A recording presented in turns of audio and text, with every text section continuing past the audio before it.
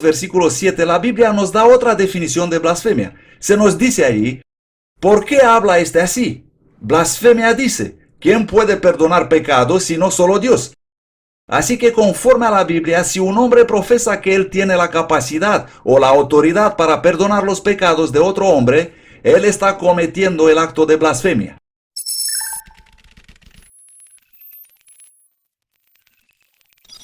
Entonces, en tan solo unos minutos, realmente hemos aprendido mucho sobre esta primera bestia de la Revelación capítulo 13, y hemos visto que una bestia en la profecía bíblica es símbolo de un poder político o de un reino. Hemos visto que en Daniel capítulo 7, y en particular esta bestia de la Revelación capítulo 13, comenzando con el versículo 1, debe ser un poder gobernante religioso político y que blasfema. Y la palabra blasfemia tiene connotaciones religiosas muy específicas asociadas a ella. Y el hecho mismo de que blasfema significa que este sistema político-religioso, este poder político-religioso que une iglesia y Estado, debe exaltar a un hombre en la posición de Dios y profesar que este hombre tiene el poder o la autoridad para perdonar los pecados. Ahora dime, ¿conoces algún sistema que existe actualmente en nuestro mundo que encaja en esta identidad?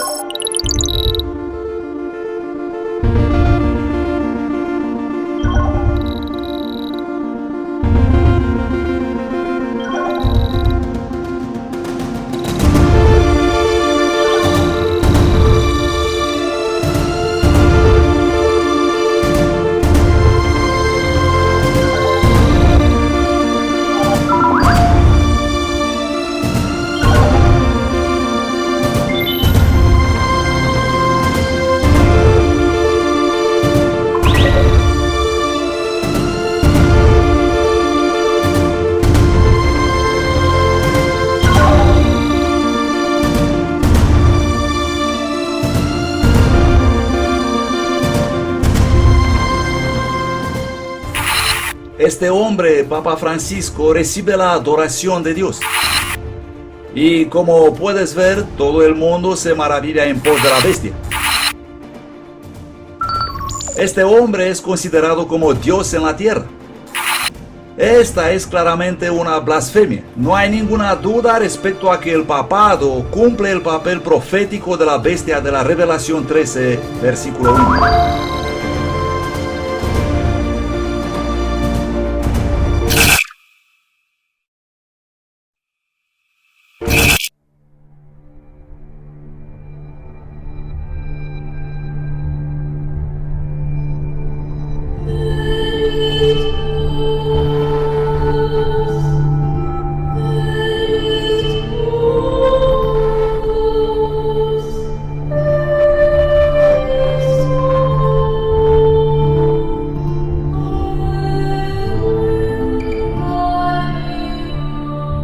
Esto es horrible. Quizás te preguntas qué estoy haciendo aquí, qué buscas ahí. Ahora mismo estoy en el interior de un confesionario. Se trata de una cabina en una iglesia romano-católica en la que a los fieles se les dice que tienen que entrar y confesar sus pecados a los sacerdotes locales.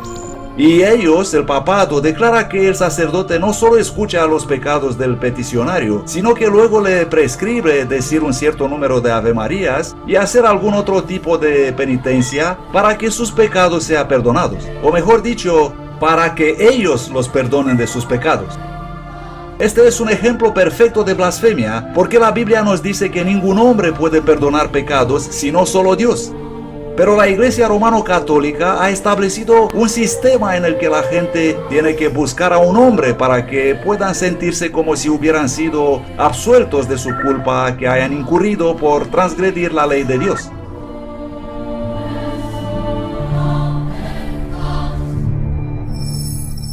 En la Revelación capítulo 13, versículo 2, la Biblia nos da información aún más crucial, no solo en la identificación de esta bestia, sino por la comprensión de su carácter y la forma en que está actuando. Se nos dice en la Revelación 13, versículo 2, y la bestia que vi era semejante a un leopardo, y sus pies como de oso, y su boca como de león. Así que esta bestia singular es en realidad una fusión de varios animales diferentes, un leopardo, un oso y un león. Ahora, lo que es muy importante sobre esto es que estas tres bestias que componen esta singular bestia combinada de la Revelación capítulo 13 están descritas en el libro de Daniel capítulo 7. Y podemos ver en Daniel capítulo 7 que hay un león que tiene dos alas de águila. Este es un símbolo profético del reino Babilonia. Luego hay un oso que está más alzado de un costado y tiene tres costillas en su boca. Este es un símbolo profético del reino de los medos y los persas. Y luego hay un leopardo que tiene 4 cabezas y 4 alas de ave. Este es un símbolo profético del reino de Grecia.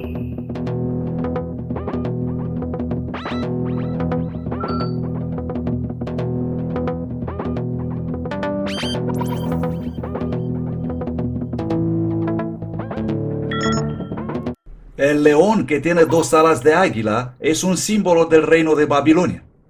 El oso que está más alzado de un costado y tiene 3 costillas en su boca es el símbolo de Medo-Persia. Y el leopardo con 4 cabezas y 4 alas de ave es un símbolo del reino de Grecia. Y el leopardo con 4 cabezas y 4 alas de ave es un símbolo del reino de Grecia. Todas ellas colectivamente se unen para formar la mezcla singular de una bestia en la Revelación capítulo 13. Y notemos cuidadosamente que cuando Juan vio la visión de esta bestia en la Revelación capítulo 13, dijo: y la bestia que vi era semejante a un leopardo. Sí, ella tenía los pies de un oso y tenía la boca de un león, pero sobre todo su aspecto se parecía a un leopardo. Esto nos quiere hacer comprender que el papado, la Iglesia romano-católica, de manera notable iba a personificar las características de Grecia.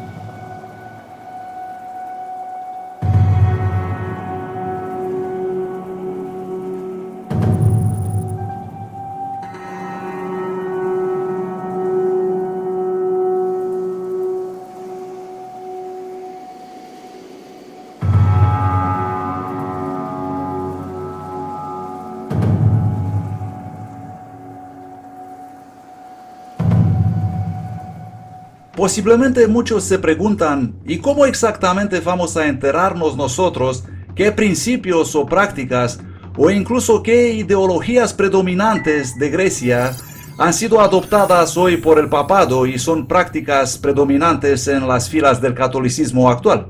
Es una pregunta muy fácil de responder. Todo lo que tenemos que hacer es ir a la misma fuente de donde hemos sacado el resto de nuestras respuestas, a la Biblia, la palabra viva de Dios. En el libro de Hechos capítulo 17 versículo 21, cuando Pablo estaba en Atenas, que por cierto en ese momento era una parte del territorio de Grecia, dijo que todos los atenienses y los extranjeros residentes ahí en ninguna otra cosa empleaban su tiempo sino ya sea para decir o escuchar algo nuevo. En otras palabras, los griegos eran un pueblo que amaban a involucrarse en filosofías humanas, amaban exaltar el razonamiento humano. Y luego en Hechos capítulo 17 versículo 22, cuando Pablo se levantó para hacer frente a esta multitud de atenienses, dijo: varones atenienses, en todo veo que sois muy supersticiosos. La superstición era algo muy arraigado en la cultura de los griegos, eran un pueblo atrapado en el paganismo. Así que la única pregunta que queda ¿es la Iglesia romano-católica un sistema de adoración que exalta la filosofía, la razón humana, por encima de la palabra de Dios, las sagradas escrituras? ¿Y adoptaron ellos prácticas paganas originales dentro de su sistema de creencias religiosas y han retitulado ellos el cristianismo para las masas? Si no estás seguro, prepárate para averiguarlo.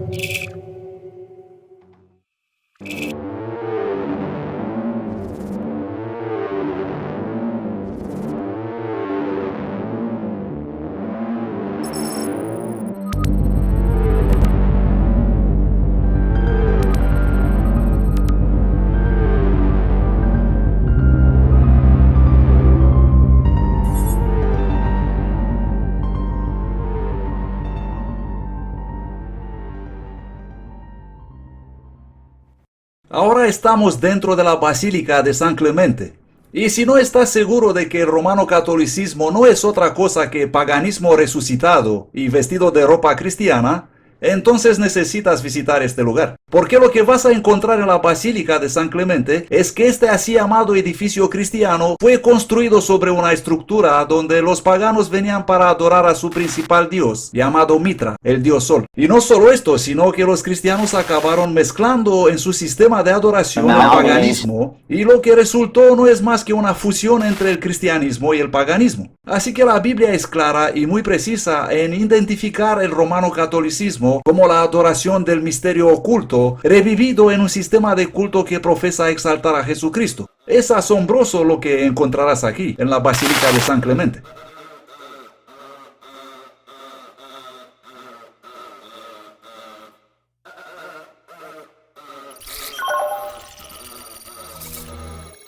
En este artefacto de piedra ubicado en las ruinas del templo de Mitra, vas a encontrar la escultura de un árbol de hoja perenne adornado. Es conocido como sabinas o enebro. Este árbol se adornaba en honor al nacimiento de Mitra durante el solsticio de invierno en el mes de diciembre. Los niños decoraban este árbol con sus deseos, envolviendo globos en trozos coloreados de seda y luego los colgaban en el árbol como ofrendas al dios Sol Mitra. En el año 353 después de Cristo, el Papa Julio I autorizó que durante el solsticio de invierno, un tiempo que estaba antes reservado por los paganos para la celebración del nacimiento del dios Sol Mitra, debería ahora, el 25 de diciembre, ser un momento para celebrar el nacimiento de Cristo. A ese Papa se debe la aparición de la Misa de Cristo, o Christmas, la Navidad, el 25 de diciembre. Aunque parcialmente borradas, se pueden ver claramente todavía en esta pared de las ruinas del templo de dios solar Mitra dos ruedas solares. Estas ruedas solares tienen 8 rayos y son un símbolo de los 8 solsticios, uno de los cuales es el solsticio del invierno, que se conoce como Yule. Es de aquí de donde viene la frase en inglés Yuletide Greetings, saludos que la gente usa durante el periodo navideño. Y es muy interesante también que en la Basílica de San Clemente, que se encuentra justo encima de estas ruinas paganas, se puede encontrar la misma rueda solar que se utilizó en la adoración del dios Sol Mitra. Pero lo que es aún más sorprendente es el inquietante hecho de que la más grande rueda solar conocida que existe en el mundo se encuentra justo en medio de la Plaza San Pedro, que es la sede del papado, la autoridad gobernante soberana sobre la Iglesia romano-católica.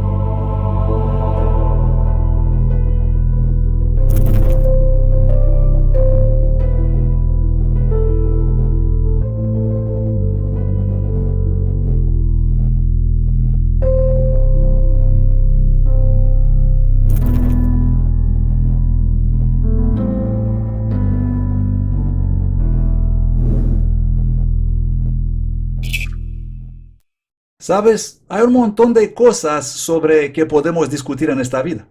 Pero una cosa sobre que no podemos discutir son los hechos.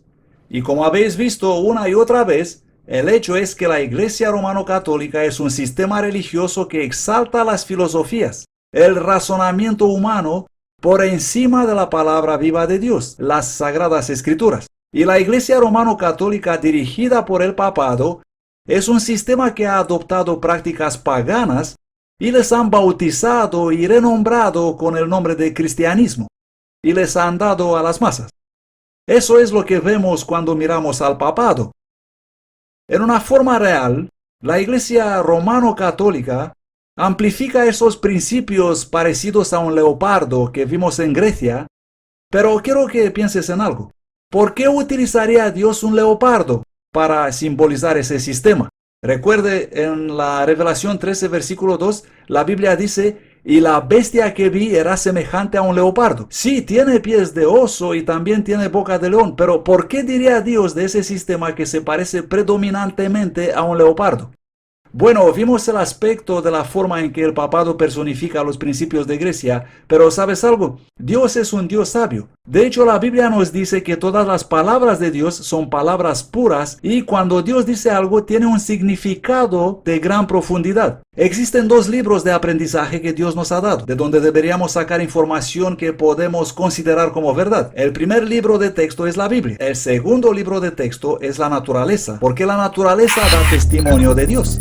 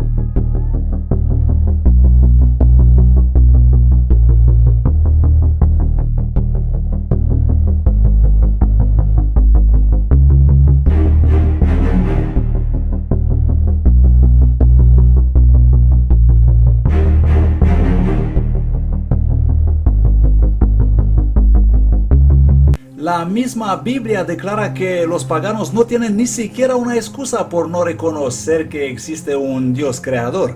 Y en la epístola a los Romanos capítulo 1, versículo 20 se nos dice: porque las cosas invisibles de Dios, su eterno poder y divinidad, son claramente visibles desde la creación del mundo, siendo entendidas por las cosas que son hechas. Así que no tienen excusa. Por medio de la naturaleza el hombre puede llegar a comprender muchas cosas de Dios. ¿Qué quiero decir? Quiero decir esto: existe mucha verdad en la naturaleza. ¿Por qué? Debido a que fue elaborada por aquel quien es la verdad. Y si Dios considera importante usar un leopardo para identificar el papado, tiene que haber algo sobre el leopardo que está muy parecido en comparación con las actividades del papado. Esto simplemente significa que el papado y un leopardo deben tener mucho en común. Y la Biblia nos dice algo sobre el carácter de un leopardo. En el libro de Jeremías capítulo 5, comenzando desde el versículo 6. Así se nos dice ahí: por tanto, el león de la selva los herirá, los destruirá el lobo del desierto, el leopardo acechará sobre sus ciudades. Cualquiera que saldrá de ellas será despedazado.